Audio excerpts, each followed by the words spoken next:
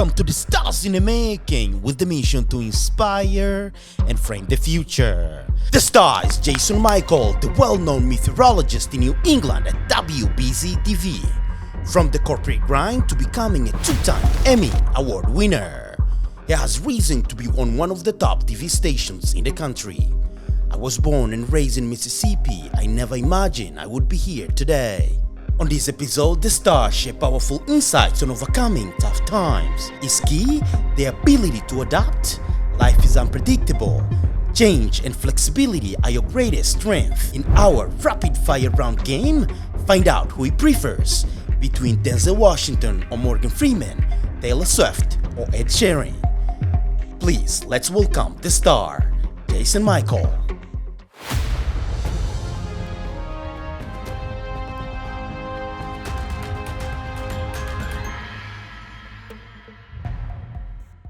Hey guys, welcome to the Stars in the Making. Ricardo here. We're here with the 2 Emmy Award journalist. As you heard, is amazing intro. So let's welcome the star, Jason Mikell. How you doing? I'm doing amazing, Ricardo. Amazing. Awesome. Wow, thank you so much for making it to the Stars in the Making. I know you are pretty busy. I've been seeing everything you do. Thank you so much for taking a bit of your time and showing up. Stars in the Making. The pleasure is all mine. Thank you. All right, so let's start and introduce yourself and let's bounce. Jason Mikell from WBZ News. It's been quite a journey, I would have to say. I'm originally from the South, originally from Mississippi. I was born and raised there.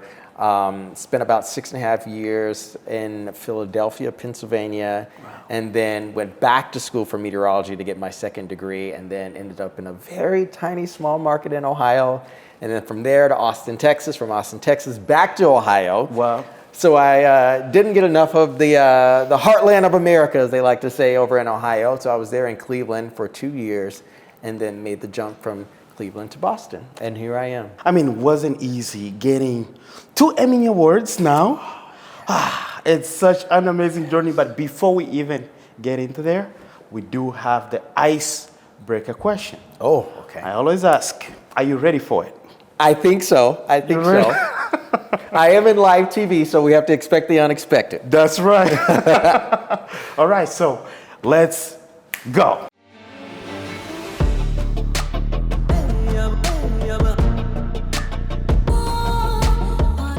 Are you ready for it? I'm ready. I'm buckled in. Okay.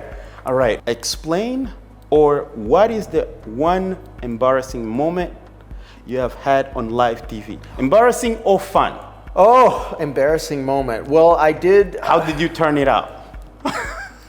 Okay, so here's the funny story. So yes. While I was in Austin, it was my second stint in TV. So it was my second stop, I would say. I was in Austin almost 4 years. I actually spent the pandemic there.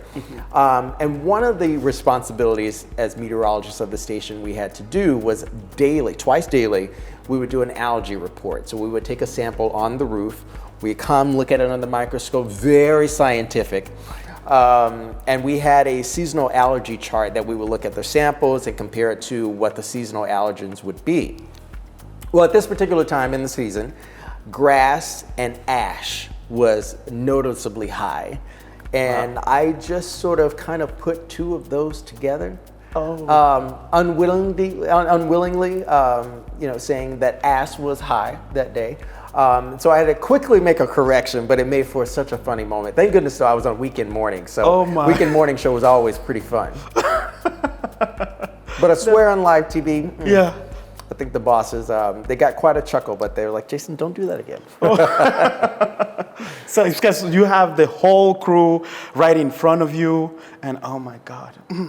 Wow, but you have to keep going. It's live TV. You have to keep going. You can't stop. Yes, that's one thing. So when you feel when something unexpected happen, you have to keep going. Yeah, we have to power right. Don't stay there and like start looking around, make it more awkward. But you know what? That separates the varsity from the junior varsity if you're able to do that. That's because right. you know, in any that's moment's not time, easy. It's not easy, and at any moment's time, anything could happen. You know, as far as our systems could go down, you can have a power outage if it's stormy weather. You know, we could lose power, and then hopefully the generator powers back on.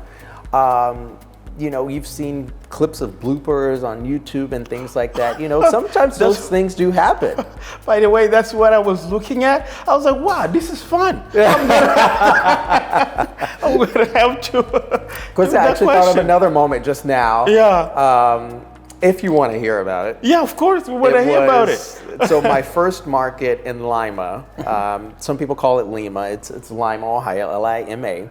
And if you're a Glee lover, Glee, the show Glee was set in Lima, Ohio. Right. But agriculture is extremely big. Livestock shows are extremely big in Ohio. Right. And I was doing a live report for the evening news. I think it was either at the 5 p.m. or the 6 p.m. And I was standing in the bleachers, and they were unloading the bulls down on the lawn behind me. I can picture that. And I mentioned, that the show was getting set up with, they were unloading the trucks with the horses and the cows and the pigs and the bulls and the things. Unbeknownst to me, two bulls were getting acquainted behind me. And then I realized, live on air, that, wait a minute, they're two bulls. No. So can you imagine me, a rookie in TV, realizing that two bulls behind me were going at it? Oh, my. You know what? Entertainment at the 5 p.m. news. So did you guys, that wasn't live? That was live, yeah. Oh, gosh. It's somewhere circling in the interwebs. So did you stop or what? I had to keep going. You have to keep going. I had to keep going. In that moment, I realized, wait a minute, this is happening behind me. Behind me, what's going on? I'm not sure this is a family-friendly show at this point. Oh my. That was really funny. Anyways, so now let's switch to, Stars in the Making. Yes. It's about motivation. Yes. And knowing who you are, someone with experience and whatnot. I think there is many people out there that may be starting the same path to get to where you are today. Tell us a little bit more about you, how you really started. Go a little bit, your deep story. The ups and downs, to be where you are. One of my most favorite quotes, there's two favorite quotes that I have, and one is by Robin Roberts. I think she wrote it in one of her books that I read, that her mom said, whatever mess that you have in life, you make your mess your message. And I have taken that with me throughout my career, especially in TV. And another one is by Teddy Roosevelt, former U.S. president, that says, speak softly and carry a big stick. And I have been a person that I'm very much so a deep thinker, and I try to find meaning, and I try to find positivity in whatever situation that I may find myself in, or my immediate surrounding friends or family may find themselves in. And it has been I call it interesting journey. It hasn't been a bad journey at all, but it certainly has its peaks and it certainly had its valleys. That's right. And at either or, there has been key learning experiences. Awesome. And at both those peaks and valleys, have been in different places, Right. From the 5-6 states that I've lived in. I've traveled quite a bit and I've worked quite a bit.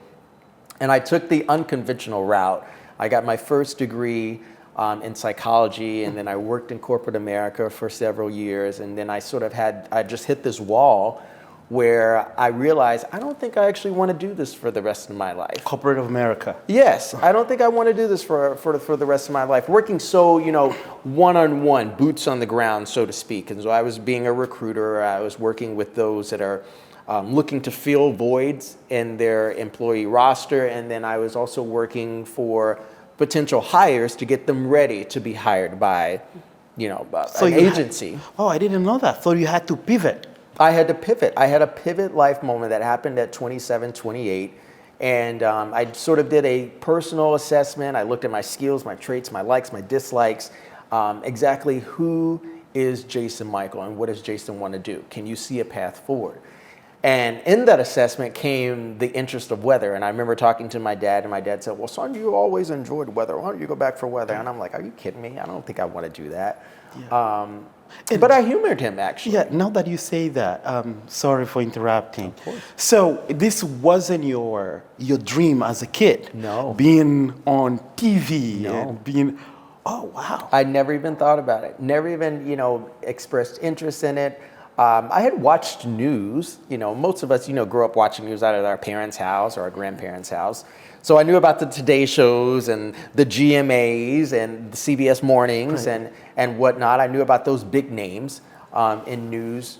And I knew about my local people in news as well. We watched, Channel 7, WDAM TV, which, by the way, is Robin Roberts' first stop in TV. Oh, wow. It's a historical station down there. But in that time, at 27, 28, I really started to feel the pressure of finding my happy. What was my happy? We're always told that if you love what you do, you never work a day in your life. That's correct. Some might disagree, some might agree. Do you agree with that? There are times that it feels like work, but those are situational and those are scenario based. But most times, I don't even consider it work because I'm having fun. And I know it's purposeful and it's something that I've chosen that I find great happiness in doing. Wow. And that is real. Yes. That is real. I feel, and my brother actually told me, he said, Jason, well, you're one of the very few in the world that have actually found that. And I'm proud of you for finding that. Yeah. So it's a very great feeling, and it's also a humbling feeling as well. That's right. Because you have to respect that, okay, I found my happy. Now I need to do the work to maintain and sustain my happy. That's the point. That's so powerful. That's the key right there. That's the key right there. And just talking about that, I wanted you to go a little deeper into, a little bit more into your story. What is the moment that you thought, there is any moment in between that you thought that you would give up? Why did you pivot from, I would say, the corporate or corporate of America making to that the transition? TV? Yeah, at that moment, did you thought at any moment it was like I wanted to give up, or? I don't think there was a moment that I considered giving up because I had voluntarily resigned my job at the time, and I made the choice of going back to school and pursuing it with my own financial backing. I had the support of my then partner at the time, and I had the support of my family. So and also my close friends. So I had that base there. The classes were very difficult. Obviously, you're scientific based. You have a science base, and it's high level science base. And on top of that, you have mathematics, you have physics, you have calculus, you have all of these high level practices that get you, to this said event. That said event is obviously obtaining your degree, and then you got to put all of that work into practice. So to make a long story short, no, there were not any moments where I felt as though I was starting to question my decision. And even though, I will also say, even though the classes were extremely difficult and extremely time consuming, I knew it was something that I was enjoying learning about. My learning cues never failed. They were never turned off. That light was never dimmed. It was always bright, even in the difficult studies that I had. Wow, that's very powerful. Very, very powerful. And now let's go back to the weather. Okay. What has changed in the past 20 years to today's? Like how the weather? How do you guys have to check different database, or what has changed? Like let's say for the past 30 years to get the accurate data of the weather. This is I actually really love this question. Yeah. This is a very interesting question because unlike many people, especially in New England, especially in the Boston area, they can live and work here their entire lives. I was just fortunate enough to be able to live and work in many different areas prior to landing in Boston and securing the role in Boston. So I like to think I bring a breadth of knowledge from different areas of the country because we have to think about weather patterns like maritime patterns. Air is fluid. Water is fluid. Everything is connected. There's a connective tissue to everything. If there's something great, mighty, torrential that's happening in Europe, chances are that there's an equal and opposite force that's also going to happen in a different part of the country as well. We see that oftentimes. So on the West Coast, so you have the areas of low pressure, you have the trough that's continuing to dump rain over there. Meanwhile, Mississippi River is almost like our demarcation zone. You have high pressure, searing heat in the eastern half of the country. So everything is connected, even though you have these equal and opposite forces. Wow, that's amazing. You know why I ask this question? Because the weather here in New England is so unpredictable. It's a little cray. That's right. It's a little cray. I was like, one of these days I'm going to have to ask this professional, and here you are. Yeah. It's thinking about even like today, we have what is likely to be our first heat wave of the summer. You have a stretch of 90s. Today we're expecting triple-digit heat.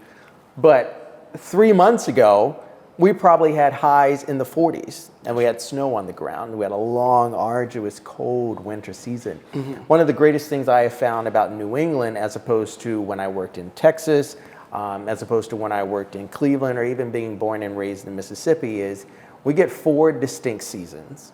And those 4 distinct seasons can be at polar opposite ends. We can have blizzard-like conditions with sub-zero wind chills in the winter, or we can have a day like today where we have heat index values nearing 110. Beautiful blue skies, miles upon miles of shoreline beaches.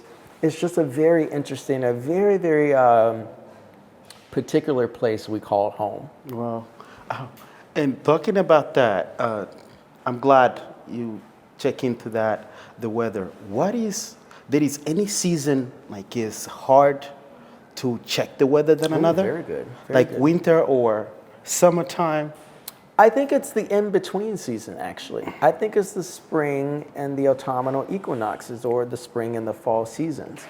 But I think it's also dependent on location, too. I go back to Texas. You think about Texas, they had about 3-4 months of triple-digit temperatures. My first summer in Austin, I will never forget, summer of 2018, we had 54 days of triple-digit heat. As opposed to being in Cleveland, you have these long, gray, cold winters. And that could be the same in New England as well. But I find as though those in-between seasons, springs and summers, when you're trying to right the ship, I like to call it, coming off of a cold winter season and trying to warm things up. You're trying to get new life being breathed back into, the plants and also the trees. And then once you're closing out summer, I like to say, you're stepping off the gas. You're trying to cool things back down. But at the same time, you remember I said, connective tissue. Right. Water is also slow to heat up and also cool down. So you also experience in the fall seasons a rampant uprising of tropical-like activity. That's because the waters are still warm from months of very hot temperatures. It's just the surface, the continental surfaces that are quicker to cool and also heat up, but water is extremely slow. But, to answer your question, I would say those spring and summer seasons, radars and satellite, all the weather models are a little bit difficult. Just kind of come on, get on the ship, board up like everybody else to kind of put out some concise and mostly clear data. You are a 2 Emmy Award winner. Talk about it. How you felt. I was just watching it on social media. Mm-hmm. I was so happy for you. And thank you. After all these years of hard working, and you work really hard, how you felt about it? It is, it's one thing when you get your first Emmy, but when your first Emmy is actually 2 Emmys, that's a whole different ballgame. And I think one of the things that I appreciate most is not only that I'm sharing the first Emmy with my team. We all walked away on the weather team with our first Emmy.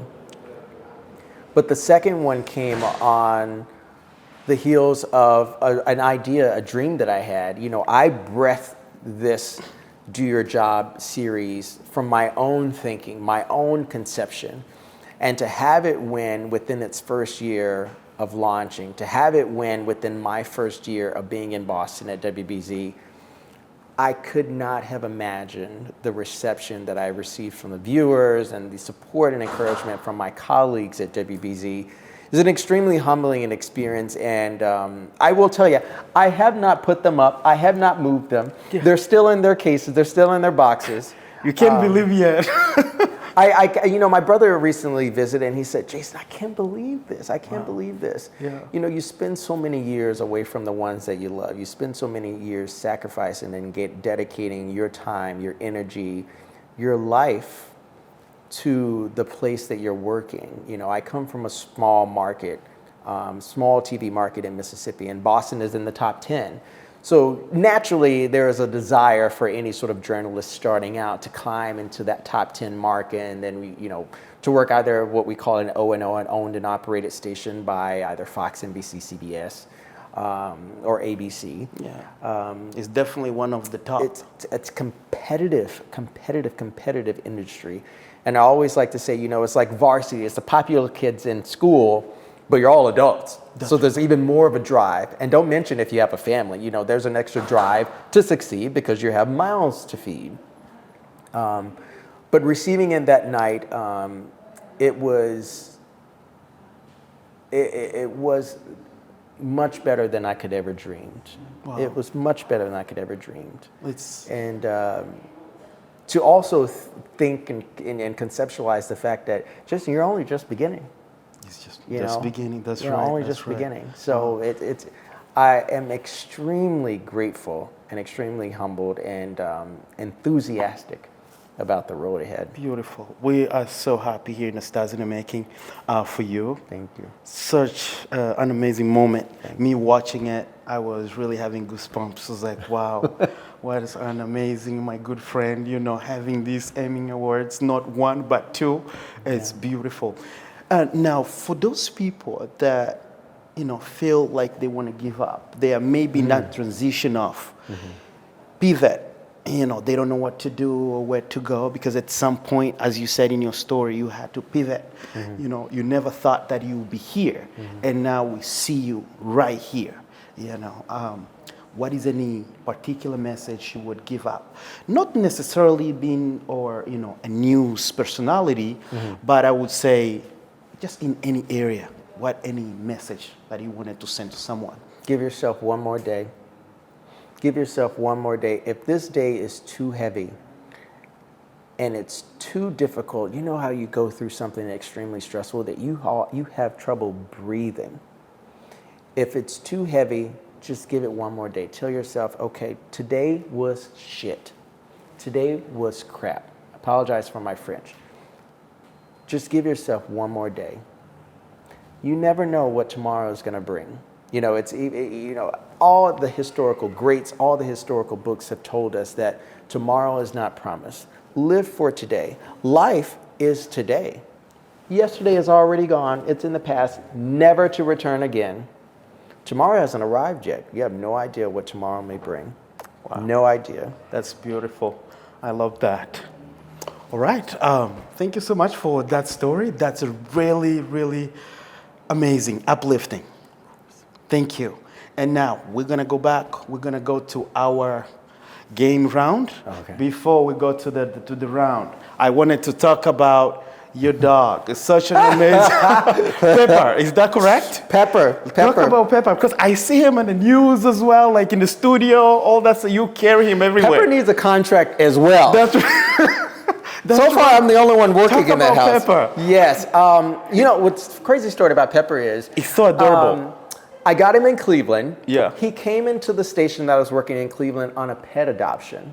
Wow. On a pet adoption. I remember it was a Friday, and it was a crazy summer. I had a breakup, so I was also depressed. Oh God. And I was looking for that light.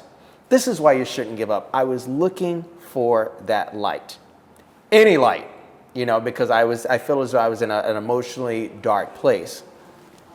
And my brother lives in Philadelphia, and I had put a deposit down on a cute little dog that I found in Philadelphia. Right.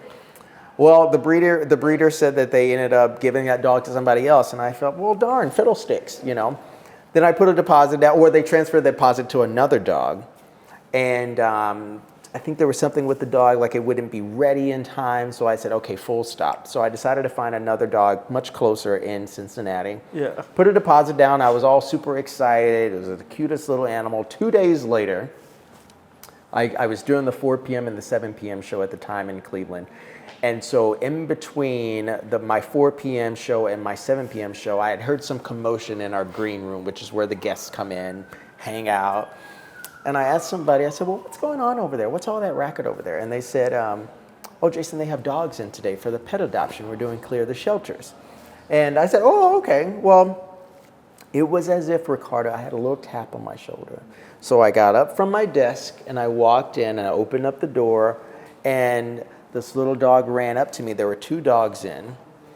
And my dad had already, he had known that I was looking for a dog at the time. And he said, well, son, I got a friend and he has a dog named Pepper. If you ever get a dog, you should name the dog Pepper. Pepper. I said, okay. All right. So the dogs are playing, they're running. And mind you, one of them had run up to my feet and I was playing with it. So and Pepper ran out to your feet. And I said, ma'am, which dog is this? She said, oh, that's Pepper. And I said, oh, okay. And then I asked what the breed was. And I had been looking for a Schnauzer mix or a Doodle mix. And I asked the breed and she said, oh, they're a Sheepadoodle, so they mix with sheepdog, and a poodle. And he was very cute, only about 4.5 pounds. Yeah. So I've gotten 2 questions out. Very interesting questions, by the way, with great answers. Yeah. The third question I asked her was, I said, well, they're pretty young, are they maybe within 3 months or so? And they said, well, they're 11 weeks. And at the time, it was early August. And I said, whoa, well, that means, so they were born at some time in May. And she said, oh, well, we came to pick them up the morning of the 30th. They were born overnight. And I said, so do you mean they were born May 29th? And she said, actually they were. And I said, well, ma'am, that's my birthday. That's right. I was just reading that. It was complete right then. Yeah. I knew then that he was mine. That's it. And yes, that was him that came up to my feet. So he chose me. That's amazing. And we had the same birthday. What an amazing story. I was just reading last night. And he was already named Pepper. Pepper, oh my God. You didn't have to change the name. I didn't have to do anything. I just had to pay a fee. Yeah, that's it. I had to pay a fee.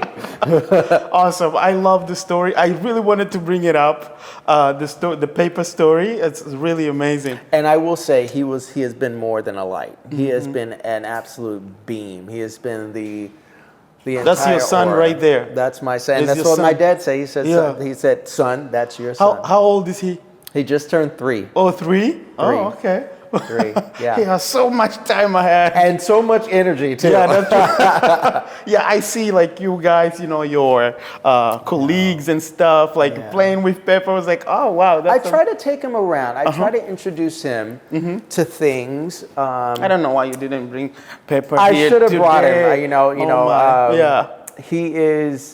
He keeps my life interesting. He teaches me patience. Yeah. He adds another layer of love into my life, and he enhances my life. He complements my life. We normally attach that to finding a significant other, but we rarely think about it when it comes to our pets. That's right. And so he has done just that, and I think more in my life. Pets are so meaningful. Yes. All right. So now we do have the fire round. Okay. Question. Fire round. So I hope you are ready for these questions. I'm ready. Let's go. And we're gonna go for them. All right. Let's go.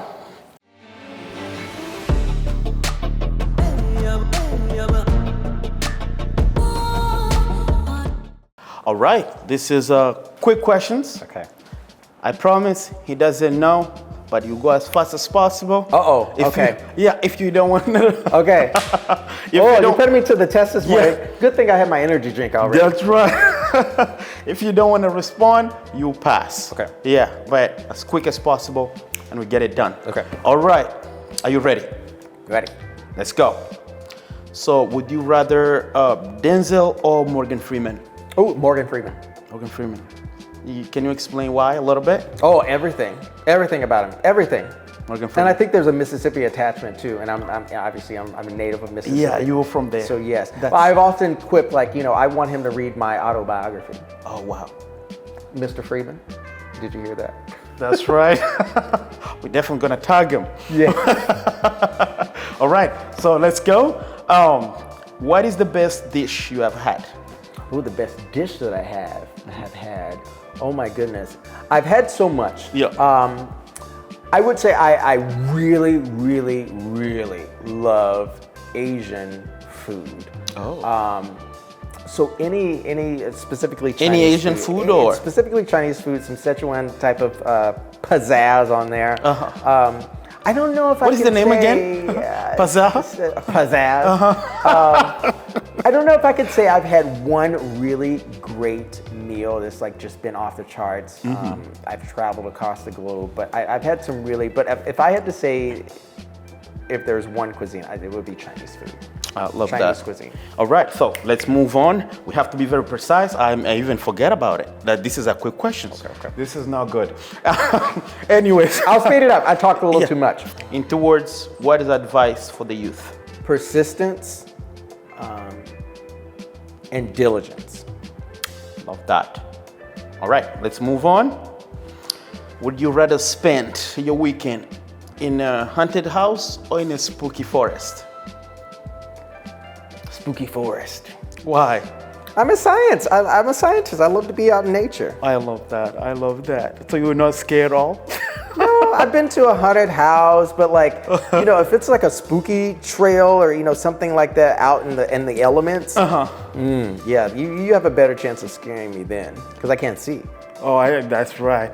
I can feel around for the walls and the doorknobs and the windows and things. Yeah. But yeah. That's explained. All right, now we're gonna go to the hot one, Oh. which is one of the last. Oh, red hot. Ed Sheeran or Taylor Swift? Oh my gosh. Okay, Yeah. I can't. I know for sure. I don't want to cut you off. I'm gonna get in trouble for this because You- my partner's into Taylor. Oh, good. But I have this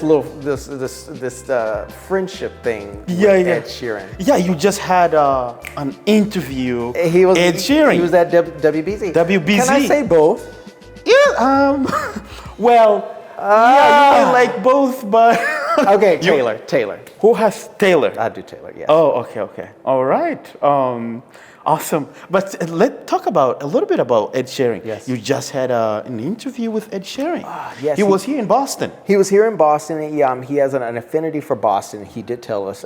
Yeah. He was here filming a video in Ipswich. Yeah. He made a stop at the station. He actually reached out to the station to be a part of our news broadcast specifically for weather. And what an incredible guy. An incredible guy. So nice, so humbling, so talented. Right. So engaging as well. He spent about a good 20, 30 minutes with us, bing, bang, boom. He took time to meet with people, sign autographs, take pictures. He even recorded a good morning message for my friend Donna at the station for her 2 kids in school. Wow. It was How just, amazing is that? Or 3 kids. It was sensational. Awesome. And there is one thing that I don't want to forget about that. So you were asking, you were teaching Ed Sheeran how to broadcasting or something like that. I was just watching that. It was so amazing. Explain what you were telling him at that time. Oh, I give him sort of the rundown. You know, people think about the green screen. They think that there's this huge, big, fancy thing that has all these capabilities. It's just a wall that's painted green. All the bells and whistles come through the cameras and through our technology and things. So I said, Ed, this is the coveted clicker. Here's your play button. Here's your fast. This is your rewind. I said, you're at the helm. You're the captain of the ship here. And he took a few takes, but he had a lot of fun with it too. But, when we get tours from the kids in and around the area, I speak with kids all the time, their little brains and how they're so wild about life and learning about the world around them. You can never mimic that moment. You cannot compare it. You cannot contrast it. You can just individually look into a kid's eyes and see their imagination go wild. And no 2 questions from any kids is ever the same. And usually those questions are statements. Oh, wow. There's some story, if it begins with, well, one time, you're going to get a very interesting story. I see many times on your social media and on TV, you interact a lot with kids. You Love go to them. different schools and stuff. Yeah. What is that all about? They are learning how to broadcasting, or what is Yeah. that? Usually a lot of the kids, they're going through some sort of science lesson with a weather component. Either they're, if they're second or third graders, they're learning about So they clouds. invite you guys. They'll reach out. And they they'll reach out ask, for the. if we have time, they come to a little weather presentation. Either 30 minutes, 40 minutes, an hour or so. And I know I enjoy them. I never like to say no. I had a mentor once. He said, Jason, if you can get to a yes, do the yes. And I never like to say no, especially if they reach out and they have an invitation for you to come in and share your expertise and share your experience. That doesn't cost a thing, But usually when they're first, second, third graders, you kind of gauge their attention span. So usually I'll have a shorter, more interactive, fun show, at least fun presentation with them. I know you're pretty fun. Like I could. I'll get down on the floor with them. I'll cross my legs. I saw the photos and videos. I'll do it all with them. Yeah. So, because you never know. I never had actually a meteorologist come and visit my classroom. My brother did, and he actually remembered the person that came. So if, the greatest joy I feel at this point in my career, if anyone ever gave me, it would be a kid that grows up into their 20s, 30s and said, Mr. Mikell, you came to my class one time and you spoke when I was a little kid. I would probably just break down in tears because they remember something. That's right. They remember something from their youth, and and I always challenge the kids, with a little jingle or something like that. I give them a task to remember and tell their family or friends, and it's usually related to thunderstorms. Thunderstorms can go gangbusters really quickly, and I always say, when thunder roars, go indoors, and we repeat that in a chant about 4 or 5 times, and it's just a gas. Wow. So tell us just quickly, do you remember one fun thing that a kid ever asked you? Like you're like, oh, what is that? I think you got plenty of stories. I get plenty of stories all the time. Yeah. Who am I dating? How much money I have? All of that. All those questions that your parents say, shh, you're not supposed to ask that. They're always just fun. I don't think there's anything I could just pick up. They're always just fun. They're always fun. They're always fun and funny. Yeah. I bet kids have no filter. They can say whatever. No filter. Oh my. It keeps life interesting. That's amazing. Well, Mikell, thank you so much for being here in the Stars in the Making. Very welcome. We really appreciate you, and I hope people out there learn about something that from the story of our TV personality right here. And again, we appreciate for your time for being here. Thank you. So guys, keep chasing your star and never ever give up. All right, I hope you guys learned something from this episode. If you did not get it, go rewind and please take something. You don't have to be a TV personality or whatnot, but you take something from this particular story that motivational you can get into your own life. All right, so Ricardo here, and we out.